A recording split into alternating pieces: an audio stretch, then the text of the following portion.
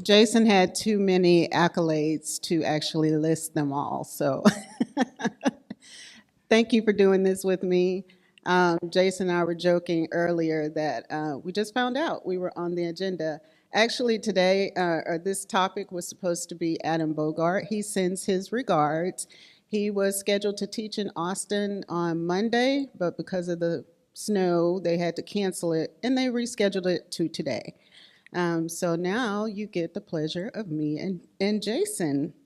Um, we are talking about the updates that are happening at the Harris Central Appraisal District, which is the largest appraisal district in the galaxy. I did not check my resources for that. I got that from San Stiefer. So if it's not correct, his last name is Stiefer. Um, I have worked on HCAD's litigation docket for almost 3 decades, actually. They are the best to work with. The organization is very large, but you don't get lost in the shuffle. They all pay such good attention to their different departments that whatever department you go to, you will find someone to help you out. I hope some of you have been able to have an experience with going over to the appraisal district. I think you will find that they are actually very knowledgeable, but also excellent with customer service. The big change that they are going through this year, they are transitioning their chief appraisers. One thing about the appraisal district is they have been in existence since '84 and have only had, what, 4 chief appraisers? Five chief appraisers. That goes to show you just the loyalty and just the commitment that the chief appraisers that have already come through the system had. The newest chief appraiser is going to be Adam Bogart.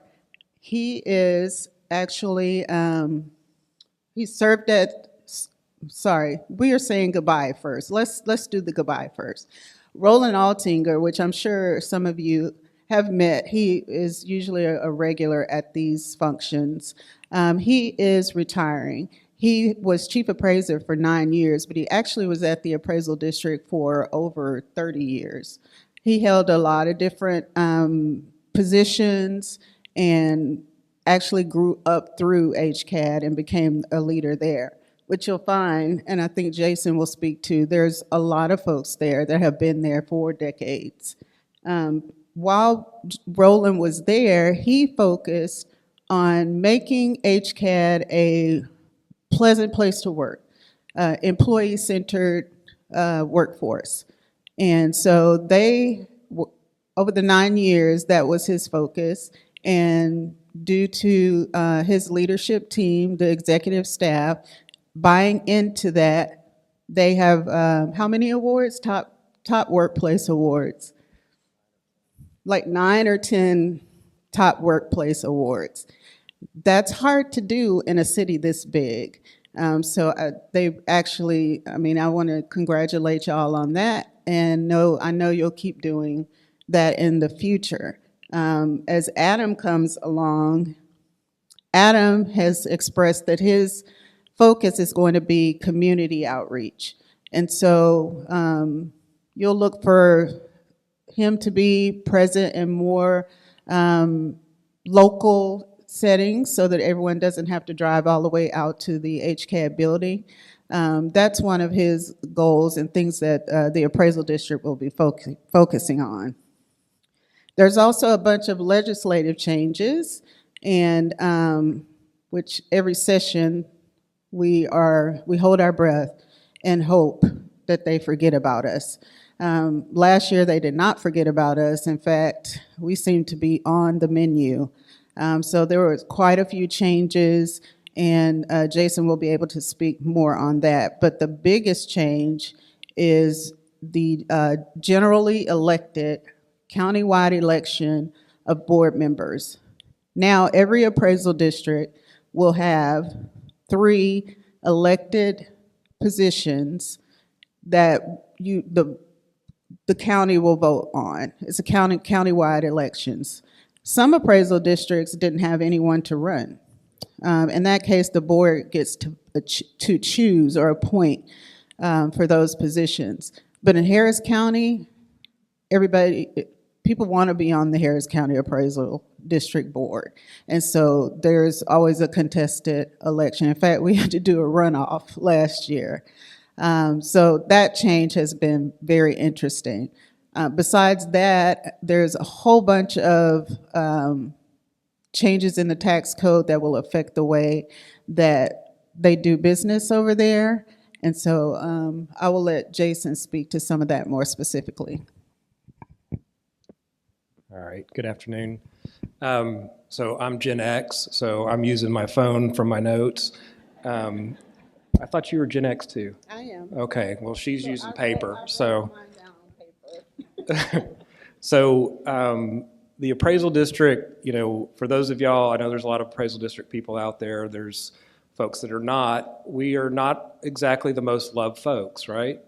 But at the end of the day, we have a job to do, and what I talk about a lot to our employees is you got to remember what the point of this all is, right? If I have friends that are like, you know, they should just get rid of y'all, get rid of the appraisal districts, and I say, well, what, you want to defund the police? What do you mean? What do you mean defund the police? Well, where do you think the money comes to pay for that? So our only job is to set the level playing field, appraise stuff at market value, administer exemptions when they apply, and then that goes to the taxing jurisdictions who set their rates. And that money funds public schools, it funds police, it funds fire, community colleges, emergency services, you name it, street maintenance, road maintenance. There's a ton of stuff that it pays for. At HCAD, we have the same tax code as everybody else in the state, but everything we do is complicated by value. Volume. So we have almost 1.9 million parcels in Harris County. We have a little over 700 people. About half of those people are appraisers, and they're charged with appraising every single one of those pieces of property each year, whether we have information on it or not. Last year, we had 565,000 protests.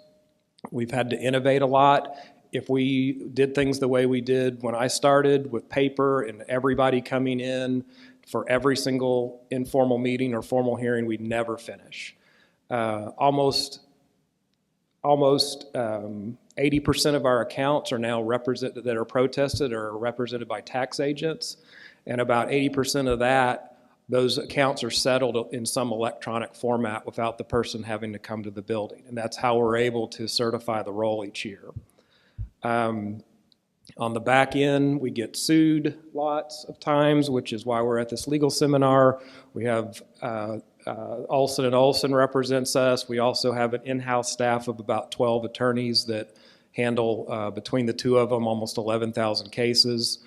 We think that number is going to go up because a couple things. There's some good things out of the I'll just touch on a few legislative things that will affect you, and either in your personal life or in your work life.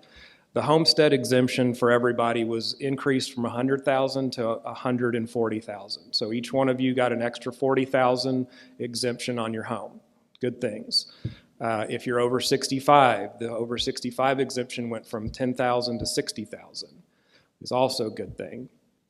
The one that we don't know how it's going to affect us with litigation and for jurisdictions in the general tax distribution across the state is if you own personal property for business purposes, you are required to render each year, and if you have less than $2,500 of inventory or equipment or whatever, then that's exempt.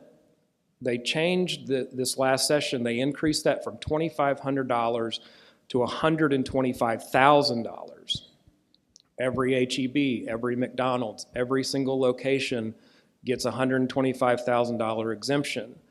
The effect of that is going to be in the billions of dollars of revenue that's not taken in.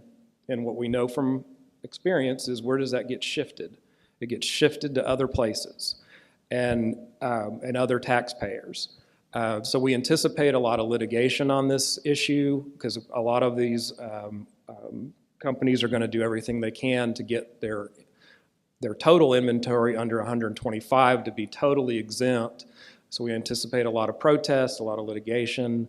And the thing about this exemption is, if you render, you check a box that says I'm under $125,000, you're exempt, and you never have to render again unless your conscience brings you up and you say, oh, I actually have more than 125.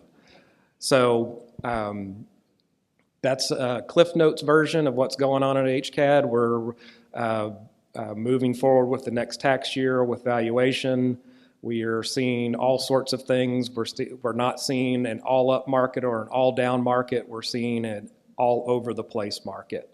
Some segments are going down, some segments are stagnant, some segments are going up. And so we're in one of those years where there's going to be a lot of different value directions going depending on the property segment. And they're asleep. One thing about what Jason and everyone at the appraisal district does is it touches all of our lives. Each one of you lives in an appraisal district, and depending on how they are performing their job, that's how the schools, the police, firefighters, that's how they all get paid. So it's a pretty large responsibility, and they do it well. Thank you, and hopefully next year Adam will be able to make it. Thank you.